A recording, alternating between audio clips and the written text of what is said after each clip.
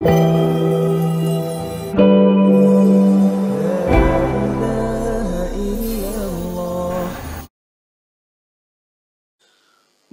belajar filsafat, belajar tasawuf, dosen liberal, semuanya ini tentu menyelisihi akidah para sahabat, iya. Dan pelajaran-pelajaran yang tersebut adalah tidak bermanfaat sama sekali. Filsafat bukan dari Islam, tapi orang masukkan ke dalam Islam. Filsafat berasal dari Yunani.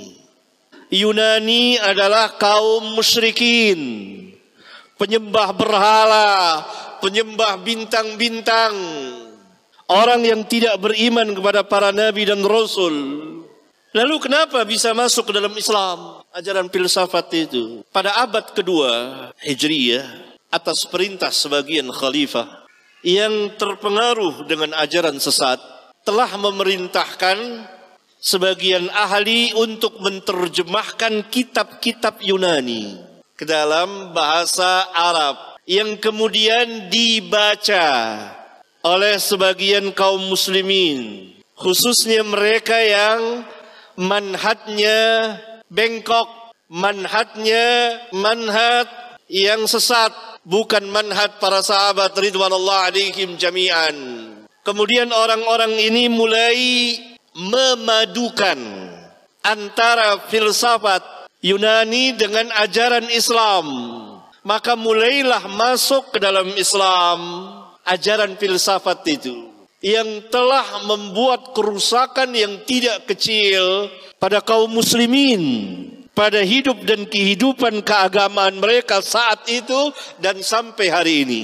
Di antara tokoh-tokoh filsafat yang menerjemahkan, meluaskan, mensyarahkan seperti Al-Farabi atau dan Ibnu Sina, yang mereka memang para filsuf yang telah menyimpang dari manhaj para sahabat. Karena itu para ulama Ahlus Sunnah bangkit membantah mereka. Maka ini ilmu yang tidak bermanfaat sama sekali. Demikian juga tasawuf yang berasal pertama dari orang-orang zindiq, munafik, yang memasukkan sesuatu ajaran ke dalam Islam berupa nyanyian-nyanyian zikir. Jadi zikir itu dibuat sebagai nyanyian, berzikir sambil bernyanyi, bernyanyi sambil berzikir. Ini pertama kali dimasukkan oleh orang-orang munafik ke dalam Islam pada abad kedua Hijriyah, dan telah diketahui oleh salah seorang imam besar yang sangat jeli dan cermat dalam meneliti ajaran-ajaran sesat, yaitu Al-Imam Asy-Syafi'i rahmatullahi alaih. Maka ketika beliau akan meninggalkan Baghdad, beliau mengatakan bahwa ini ada satu ajaran ini, yakni berzikir sambil bernyanyi, yang tidak pernah dikenal oleh Islam. Berzikir harus dengan khusyuk, bukan dengan nyanyian. Ini dituduh oleh Al-Imam Asy-Syafi'i. Setelah beliau berangkat ke Baghdad, maka murid-muridnya dan sahabat-sahabatnya meneliti dan memeriksa, ternyata ada sekelompok orang yang melakukan zikir-zikir ritual dalam Islam sambil bernyanyi, bernari-nari.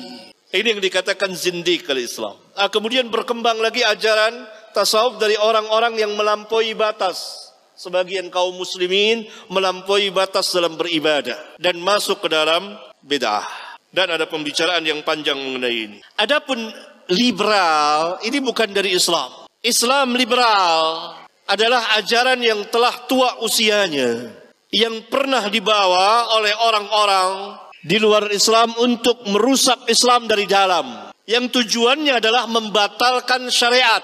Oleh karena itu orang-orang liberal dimanapun mereka atas nama Islam itu tidak sholat. Kalaupun sholat itu sholat nifaq, berpura-pura. Mereka meyakini, keyakinan mereka, sholat tidak diperintah seperti sholat kaum muslimin 5 waktu sehari. Nggak ada dalam kamus mereka itu. Ini tentu bukan Islam. Oleh karena itu diperlukan perbaikan manhaj di tengah masyarakat kaum muslimin. Kembali kepada Alkitab dan Sunnah ala fahmi salafin as-salihin. Para sahabat dan tabi'in dan tabi'ut tabi'in. Tidak dapat tidak.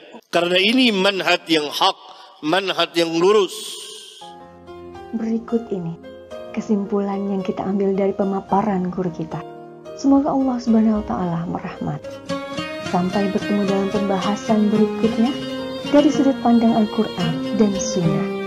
Akhir kata dari admin, terima kasih atas atensinya. Kesempurnaan hanyalah milik Allah dan kekurangan ada pada manusia. Mohon maaf jika ada kesalahan, silahkan tulis di kolom komentar.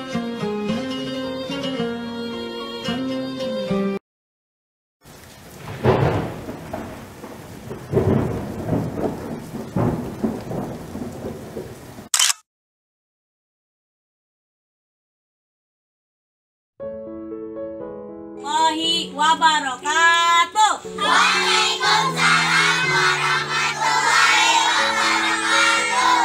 Apa kabar kalian? Baik. Alhamdulillah. Luar biasa. Allahu Akbar. Terima kasih.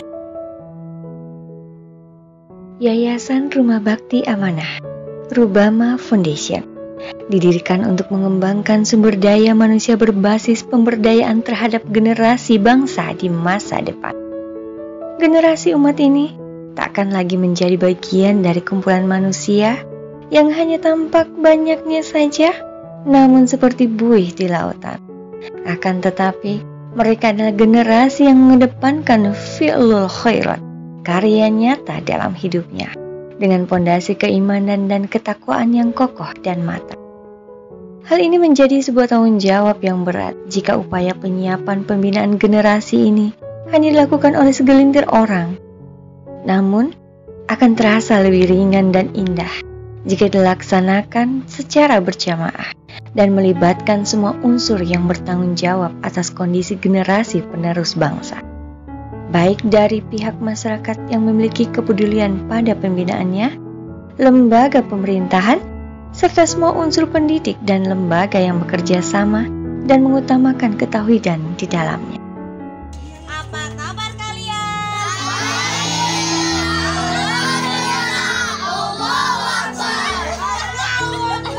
Warahmatullahi wabarakatuh. Waalaikumsalam warahmatullahi wabarakatuh. Apa kabar kalian? Yayasan Rumah Bakti Amanah mengajak kepada segenap masyarakat untuk bergandengan tangan dalam mewujudkan cita-cita mereka.